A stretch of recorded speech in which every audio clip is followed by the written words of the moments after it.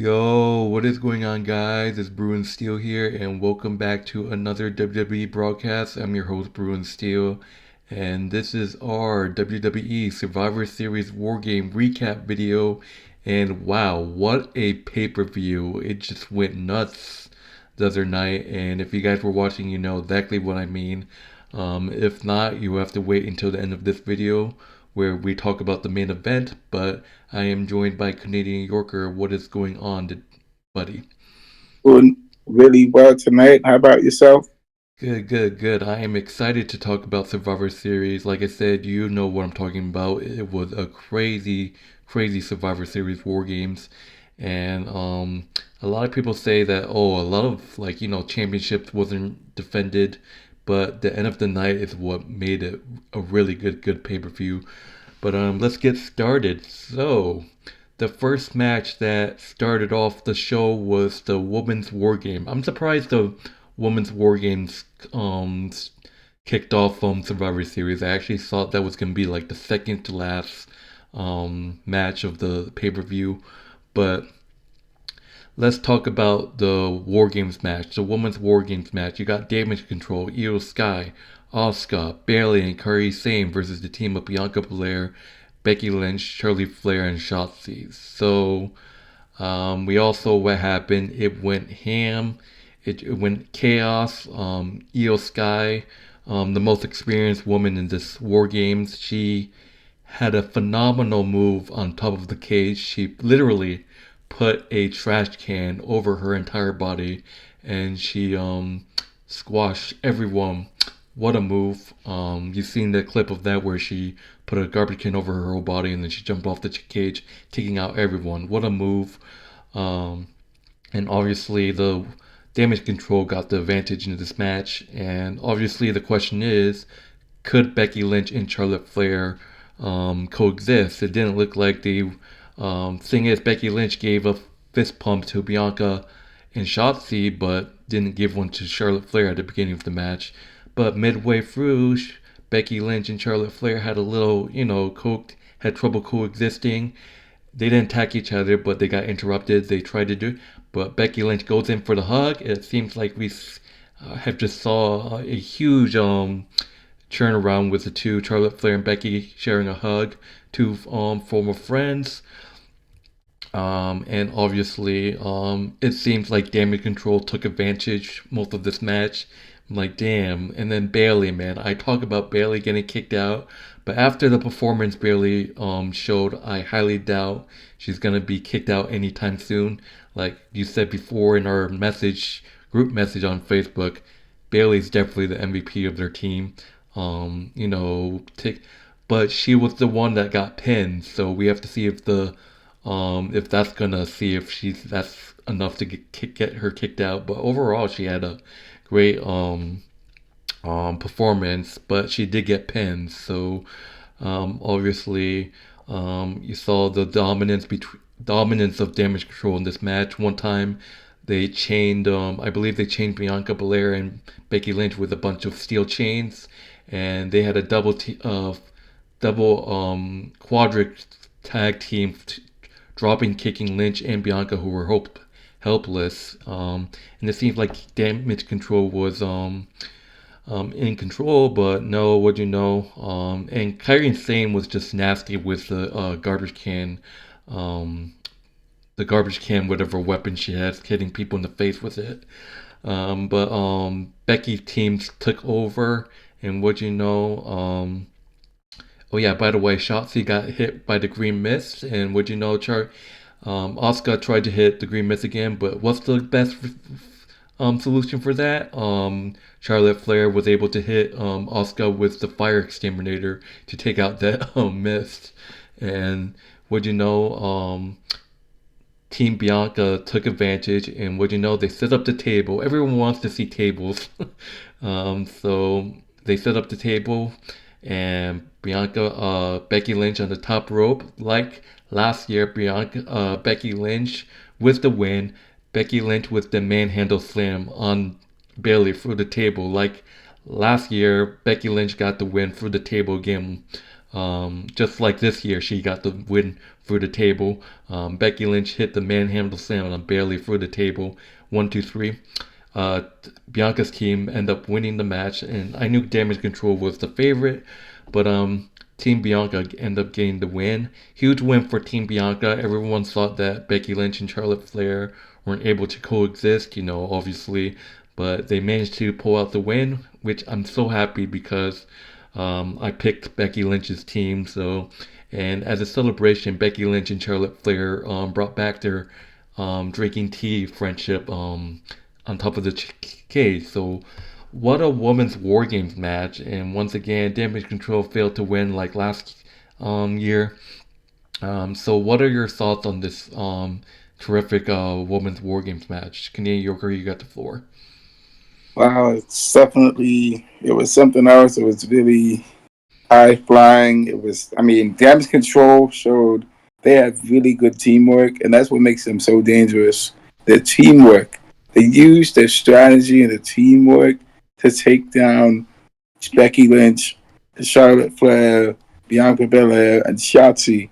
And I mean, wow, their teamwork was something else. They were definitely working together to take them down, but it was just that they were just overpowered in this match. They were, and we knew that they were just it was too much for them. They could not be separated. They definitely took advantage as much as they could of many opportunities to put them away. Um, but they kept fighting. But Bianca with stopping the green mist from Asuka and getting her revenge on Asuka for spitting the mist in her face. I thought that she could only use it once, but maybe she can use it more than once. But the fact that she could do it more than once is crazy. Um, there's IYO Sky uh, being stopped by uh, by Becky Lynch and Charlotte Flair, and Becky Lynch almost made Kairi Sane tap out. Right, she almost made her tap out. Uh, but Bayley saved her from actually tapping out and costing them the match. You know, um, that after all that beating that Damage Control took, Asuka wasn't really relevant this much. Asuka wasn't as relevant as she should have been, um, because she's really good at taking down, uh, taking on teams, but it was just too much for her, because with this combined power team, it was just too much. But Asuka wasn't as relevant as she should have been in uh, in assisting Damage Control. Um, Kairi Sane, she was doing her thing. But at the same time, she was limited in some aspects of her game. Um, but the damage they took a lot of damage in the end, and Bayley was the only one left standing, and Bayley was put through the table. And after that, that was the end of the match. I mean, that was a really good match. I got to give that match, um, 95 out of 10. It was really good. I really enjoyed but it was brutal match. It was brutal back and forth. It could have gone either way, but I knew that Bianca, Charlotte, and Becky were going to win. Especially when Becky and Charlotte put aside their differences. I could see that throughout the course of the match. Becky and Charlotte knew they had to put their differences aside, and that's what they did, and that's how they came up with the win together. And so we're just going to have to see how things move on from there. So Good, unbelievable match indeed. So I got that pick right. I picked Becky's team to win, so I was correct. So moving on to the next match that happened was for and the next match is the Intercontinental Championship. We got Gunther defending the title against the Miz. Excuse me. I totally screwed up this pick. You got Gunther defending the Intercontinental Championship against the Miz, and oh my God, I missed. I was so bad in this pick. I picked the Miz in this one. I don't know why. My gut feeling said Gunther, but I thought the Miz could have won. But I can tell you, there's so many times in this match the Miz had the opportunity to win. Like, especially talking about the crazy thing that happened with the Miz taking the turnbuckle off and off of the distraction, and Miz was able to hit two low blows on Gunther's, and then the skull crushing finale for a 2 count. And I'm like, holy moly, that was so close. Um, but this match was great. It was physical, a lot of chops, both by Miz and Gunther. But Gunther seemed like he was the powerhouse. Powerhouse. Gunther was able to hit a it was just a couple times Gunther thought he had Miz quick, but didn't expect the Miz to put up a fight in this one. Gunther just said, "Oh, this will be easy." But the Miz, he know how to win matches. But this was a physical battle. It was short, but like I said, Gunther almost lost the match of cheating Miz. Two low blows in the skull crushing finale, but he kicked out a two. Gunther was trying to get the sleeper hold on Miz, but Miz a couple times was able to counter it. But later on, put Gunther was able to lock in the Boston Crab and drive a knee into the back, and Miz just couldn't take it. He tried to go to the bottom rope, but Gunther moved him to the middle of the room with that Boston Crab submission, and it's kind of like a Walls of Jericho submission where he can't really do anything, and then he had his knee against Miz's back, but Miz had no choice to tap out. Gunther in the physical battle, successfully retains the Intercontinental Championship, defeating the Miz by submission. So, what are your thoughts on this match? My goodness, that was a brutal match. Again, the Miz, he put up this fight. He put up a fight. He obviously, um, he tried to do his moves. He tried to limit. He really limited Gunther by attacking Gunther's legs, and he made Gunther. He attacked his knees. He attacked his legs before he pulled off. Before he started going after him, tried using chops on him, but he was stopped in his tracks because of Gunther's big hands. Gunther was able to chop at him, and throw kicks to boots to the face. So Gunther's strikes are very powerful. I think Miz may have underestimated how strong Gunther is in this match, and he didn't realize it until he actually faced Gunther. But he definitely had a couple of opportunities to win against Gunther. However, um, they get Gunther kicked out, and Gunther, really realized. I think he realized quick that he needs to put he needs to take care of the Miz really quickly, because the Miz is the longer the match drags out, the worse it gets for Gunther. I think this match, it kind of helps us understand what Gunther's uh, Gunther has. All right, we kind of understand what Gunther's weakness is, which is his endurance. Gunther has a problem with endurance, and so that's the reason why he wants to end his matches quickly, because he is not too good with endurance. And fighting the Miz, as long as the time as it goes on longer and longer, we can really see how Gunther was being worn down by the Miz, and Gunther was able to overcome that because he quickly got serious and stopped taunting the Miz, because the Miz was taunting him, and then he kept on taunting and gloating until he got a little overconfident, and the Miz was able to use that against Gunther to his advantage.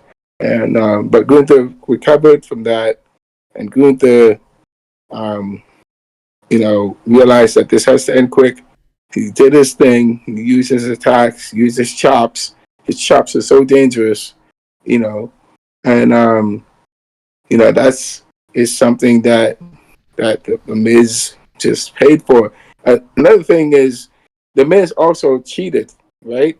He he he pulled the top rope off of the the padding off the top rope, and then he attacked Gunther with a low blow with a kick to the groin twice, right? And so because there was a kick to the groin, Gunther would have lost right there, right? Gunther would have lost. So the Miz did do a little cheap trick. He did two cheap tricks right there to throw the referee off, and then he tried to win by losing. He tried to win by cheating, right? But it backfired on him because Gunther made the Miz pay for doing that, right? So there's a lot going riding on this match, and I'm gonna say I'm happy that Gunther was able to retain his championship. So So, like I said before, this was a horrible pick for me. I don't know why, but I just felt like the Miz was, you saw how the Miz was, but I missed this pick, so I'm 1-1. I believe you're 2-0 right now. I think, right? yep, Yeah. yep. All right. So moving on to the next match. This was supposed to be Santos Escobar versus Carlito.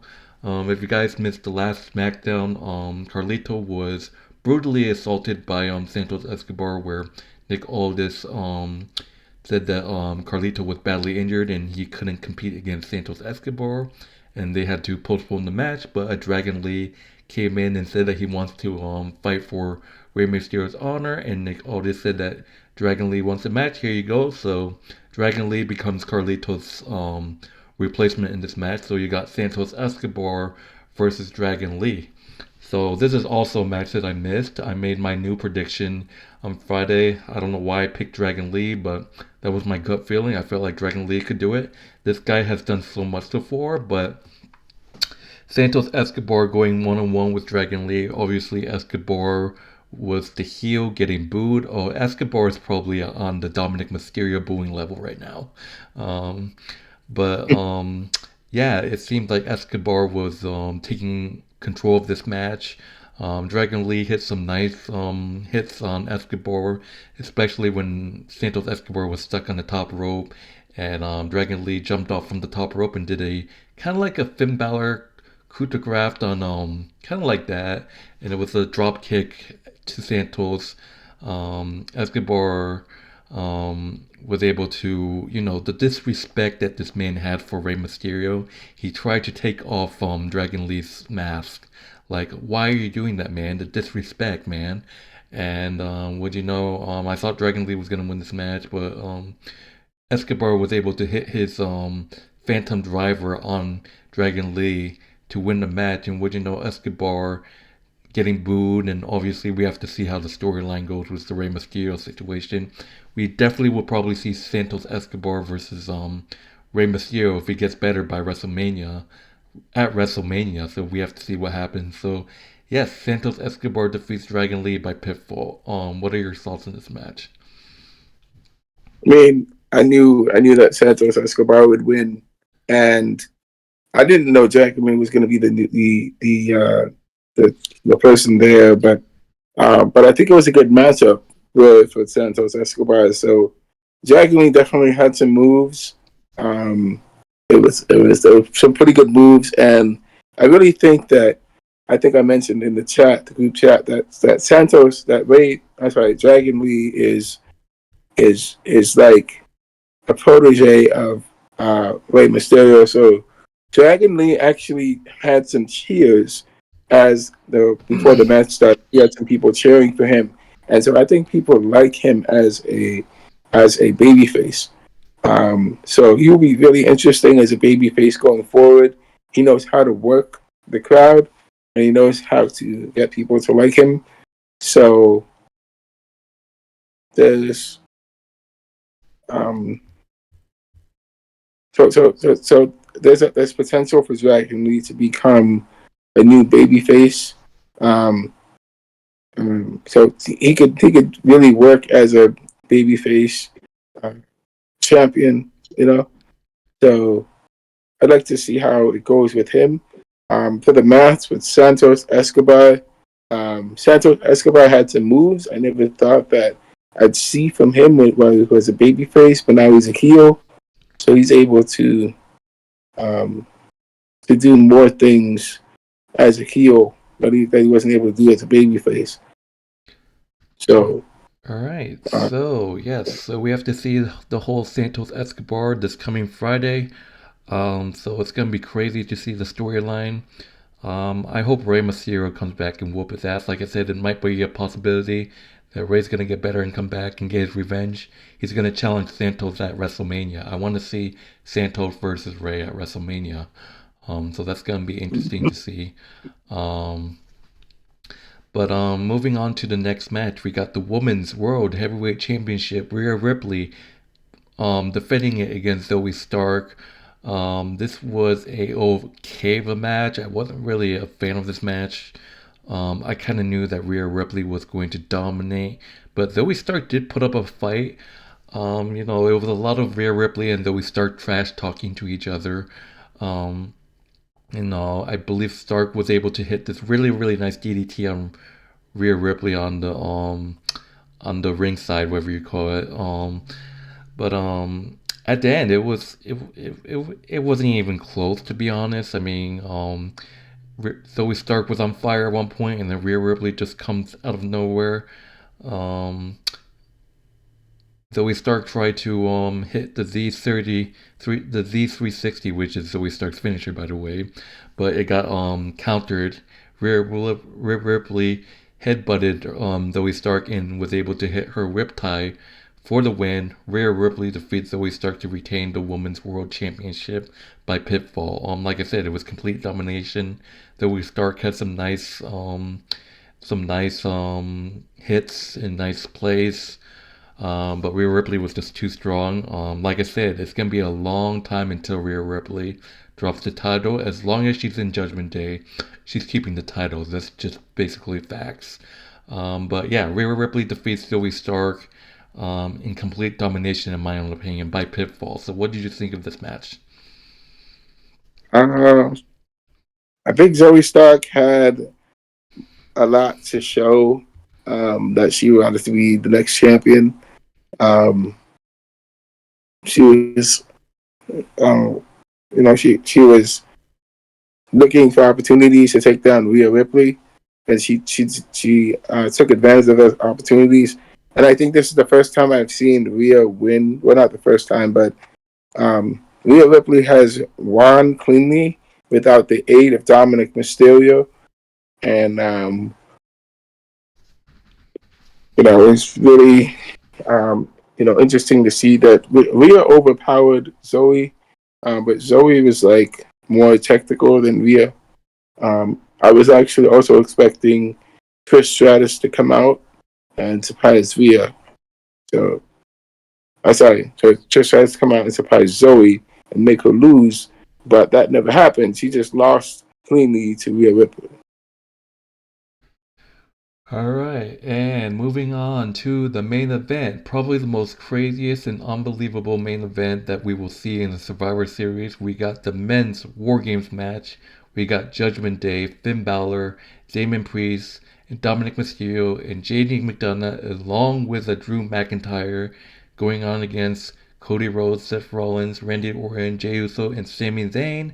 But the huge story here is Randy Orton's return, obviously, but he did not show up at the beginning of the match. So Cody Rhodes had a little question. Seth Rollins questioned him, "Is he coming? Is he coming?" Jey Uso and Sami even asked him, but they started the match. Obviously, Drew McIntyre has a little bit of a, there was some tension between Drew McIntyre and Damian Priest throughout the entire match, and obviously, Drew McIntyre's a cage animal wants to whoop that ass of Jey Uso, obviously, but yeah, the because obviously the Judgment Day gets the advantage since Drew McIntyre defeated Jey Uso in the advantage match. Seth freaking Rollins and Finn Balor started the match, and J. Nick McDonough came, and JD McDonough and Finn Balor just started to whoop that ass with Seth Rollins with candlesticks, and you obviously know that they were targeting Rollins back as well with the candlestick, and Finn Balor throwing Seth Rollins in the air and back first into the steel. Um, but then eventually it was each member came out.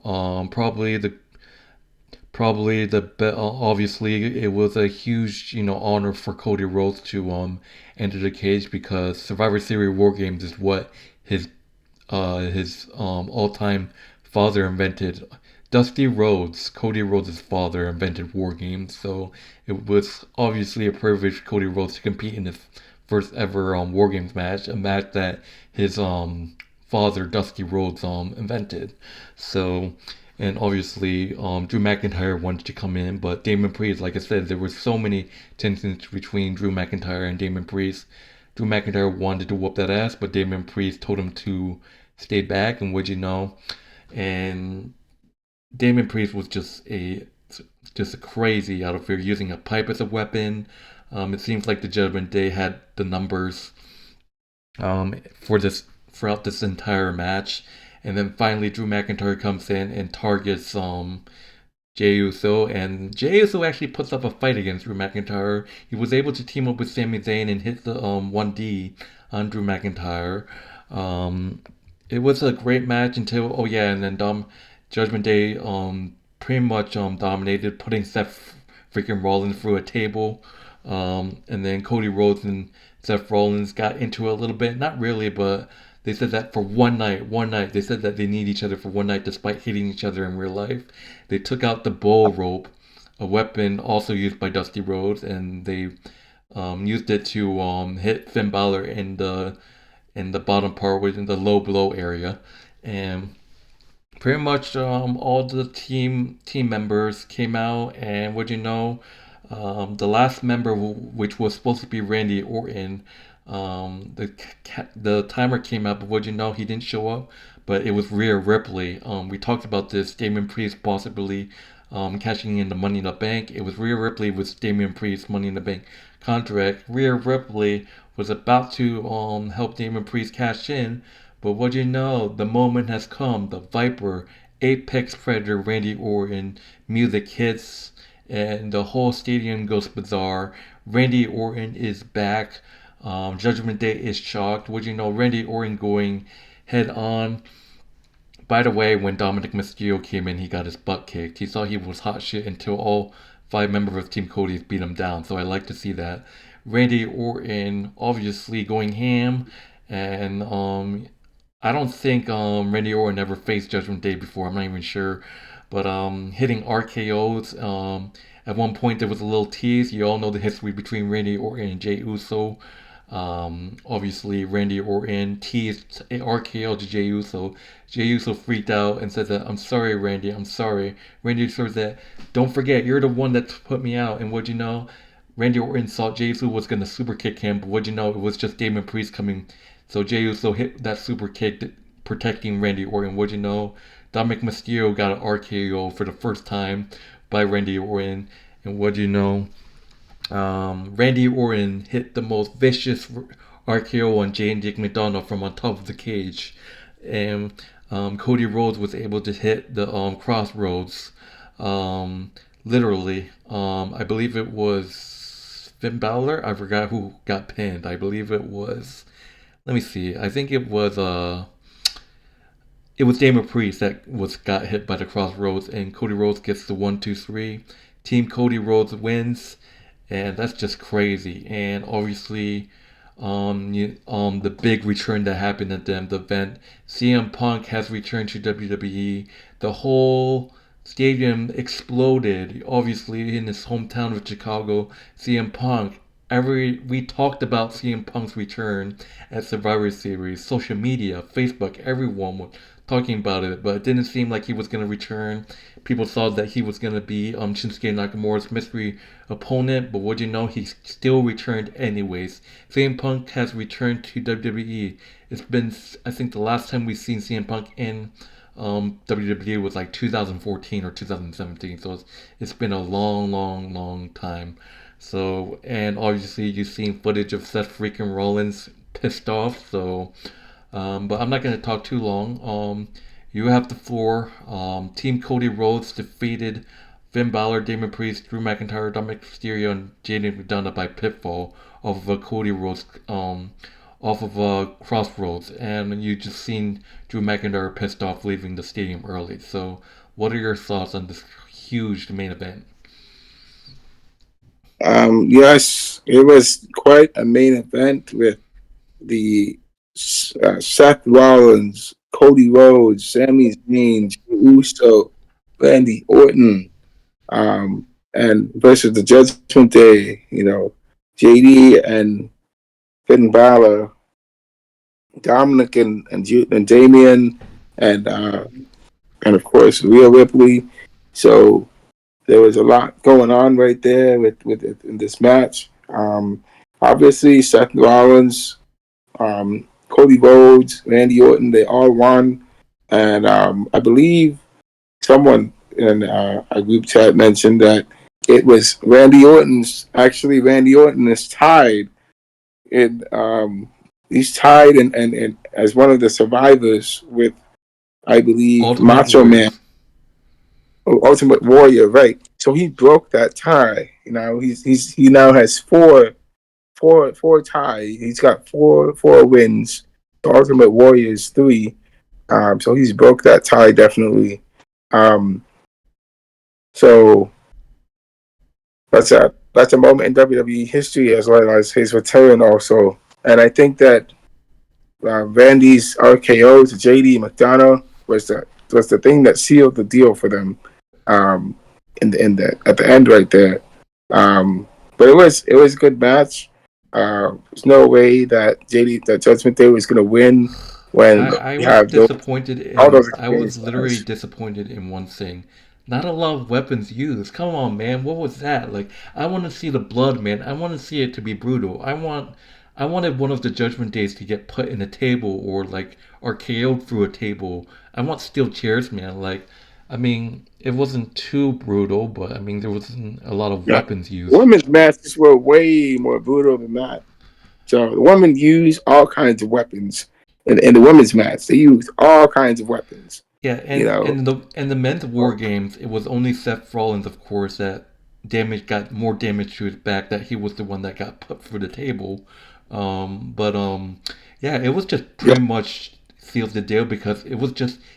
Let's just say this: it was just a bunch of it wasn't just a bunch of finishers. It was just a bunch of finishers put together in a dominant win. Like you got an RKO, and then what do you know? You got a the Halloumi Cody, the kick by Cody's, Sami Zayn, and you got a Jey Uso splash. And then I'm surprised Seth Rollins didn't finish it with a stomp. I just want everyone to hit their finisher on like one of those Judgment Days and then win. But it was only a few. But I mean, pretty much it was like finishers combined together with the win. That's basically what it was.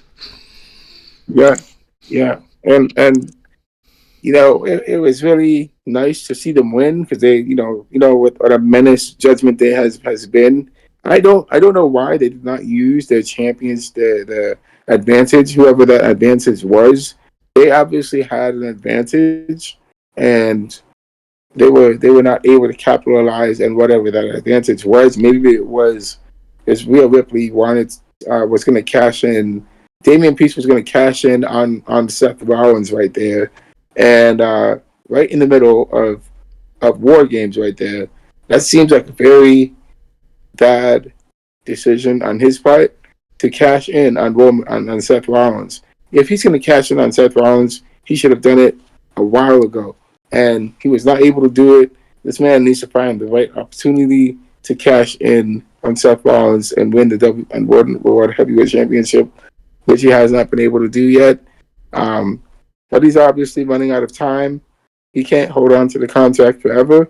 But he needs to make up his mind about what he's going to do with that contract. Um, what else? Uh, yeah, Judgment Day obviously lost some sort of advantage that they had. Whatever that advantage was, it could have been. They could have asked. There's gonna be Like I said, there's definitely gonna be talks about Rhea Ripley trying to cash in on Monday Night Raw. Speaking of which Monday Night Raw is gonna pop this week. It's announced that Randy Orton and CM Punk will be at the event at Raw, and you all know we're going to the Monday Night Raw next week, December 4th. So hopefully CM Punk and Randy Orton show up. That would be crazy. But that yeah, would be a yeah, big. it That would would be. be a big. That would be a big fat F if CM Punk and Randy Orton shows up this week, but they Yeah, don't show up at the event that we go to. yeah. I agree. It would be really nice to see, Randy Orton and CM Punk together showing up at Raw. That would be crazy. I really thought, though, going back to the match, that the Judgment Day would use their alliance. They would use that. They would call on Jimmy Uso to come and help them to help them win the match, but that did not happen. Apparently, they didn't ask for help. Yeah, so Um, I feel like the so Judgment Day losing is a one step closer to Damien Priest getting kicked out, but that's the thing. They just added JD McDonough. They don't need Drew McIntyre. They already added JD McDonough. Why add multiple members? You know what I mean? But if they add JD McDonough, Damon Priest is getting kicked. But anytime soon, if the storyline is Damon Priest getting kicked, at some point they got to find a way that Finn Balor and Damon Priest got to lose the undisputed tag team titles if Damon Priest is getting kicked. Like if Damon Priest is getting kicked, they got to lose the titles, no doubt about. I don't see that working out if Damon Priest gets kicked out and they're still a champ. So if Damon Priest somehow gets kicked in the future, they gotta lose the titles at some point. Um, yeah, they gotta yeah, they lose the do. title at some point moving forward. Yeah, they will have to lose their titles at some point, and Damian Priest will have to get kicked out, and they have to find a new person to replace him. Or they could there's just do a this, thing. or they can just have like they lose the titles and then they win it back, but without Damon Priest, they would just like Finn Balor and Damon Priest will drop it, but then they'll get a rematch. Damon Priest gets kicked. Finn Balor will team up with his good friend JD McDonough. Finn Balor and JD McDonough wins the titles back. They could do that. They could do that. Yeah, they You could. know how the Um, relationship between JD McDonough and Finn Balor, they've been friends so many years. Damon Priest gets yeah, kicked out.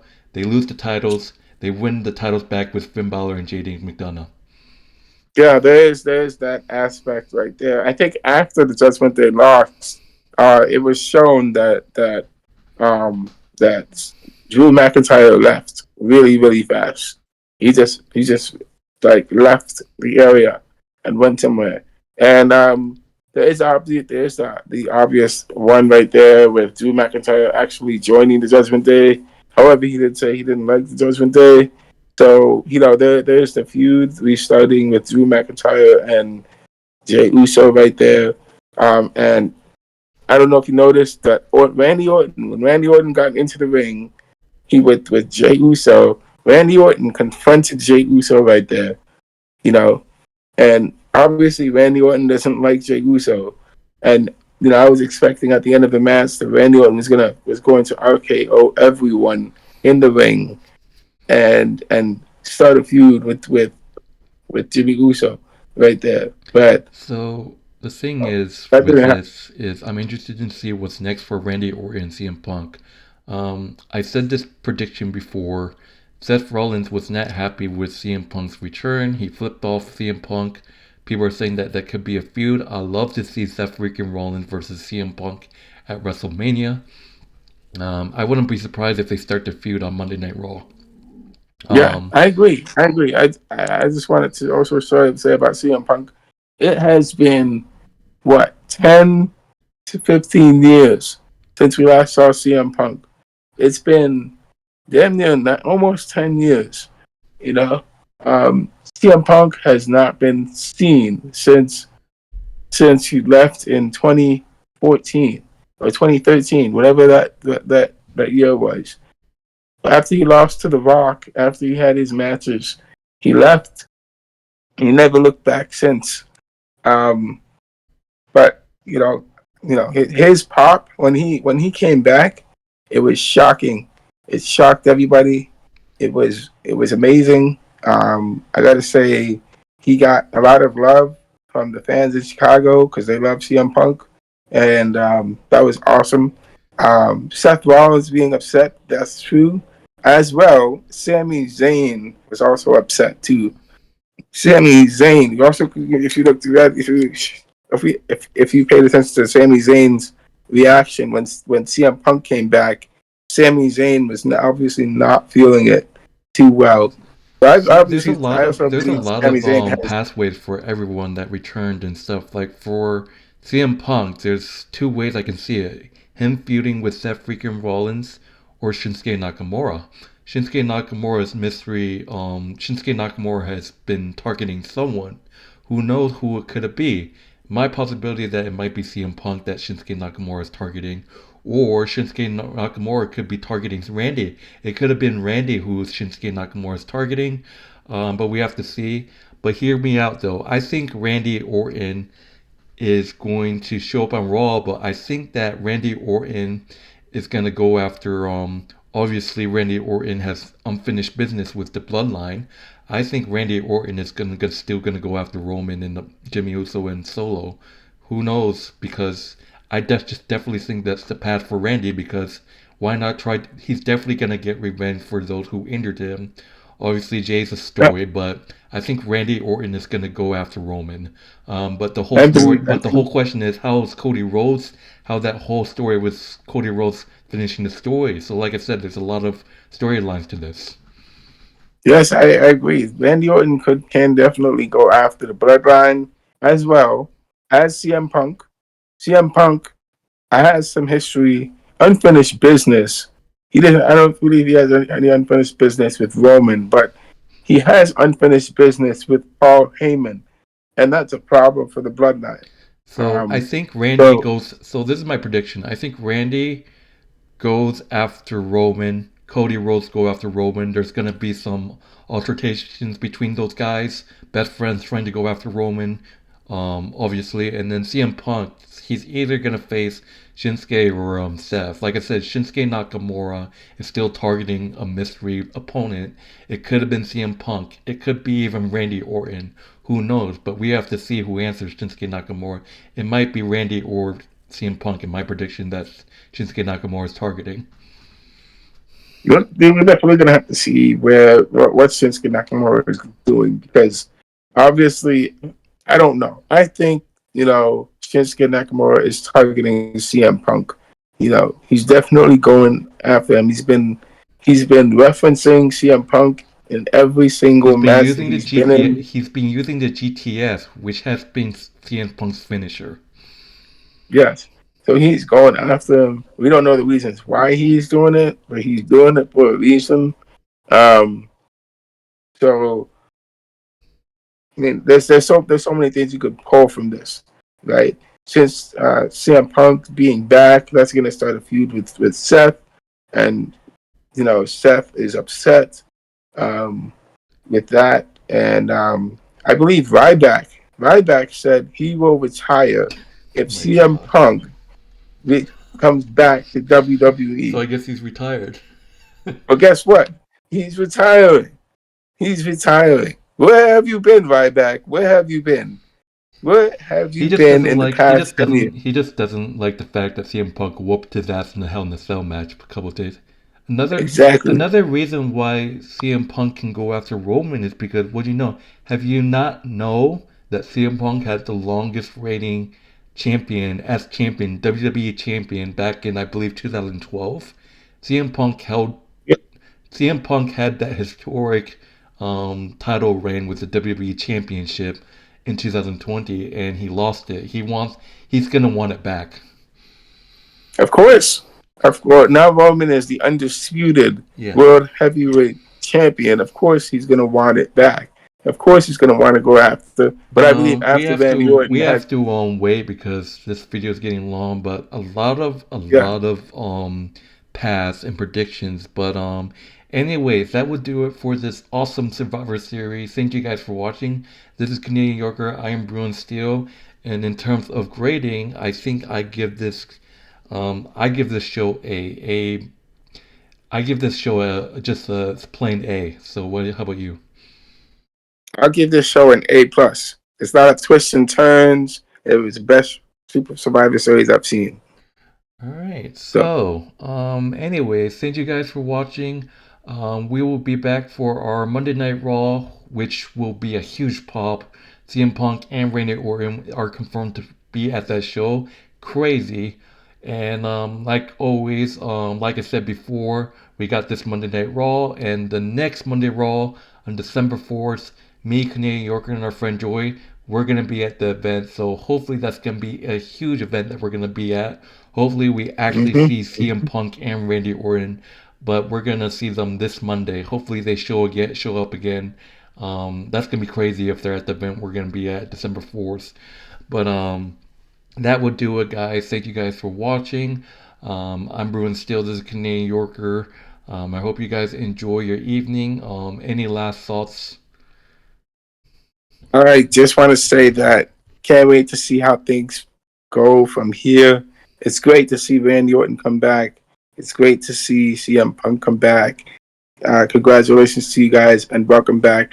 One last thing I want to mention in the press conference, Charlotte Flair. It was Charlotte Flair's first. I don't know if you watched the press conference, It still, was her but it was first Charlotte Survivor Series Flair's game. first ever War Games match, and it was special to her also. So I got to say, for her, it's great to see her winning her first War Games match ever because it was for her. Ric Flair also participated in it. Um, Another thing is that Cody Rhodes, at the end of the interview, the press conference, he talked and stuff. I gotta give Cody Rhodes a reminder: make sure you pick up your trash when you left it on the table, because he just picked up his trash and left it on the table at the end of the press conference. So I don't know. I know it's a little petty.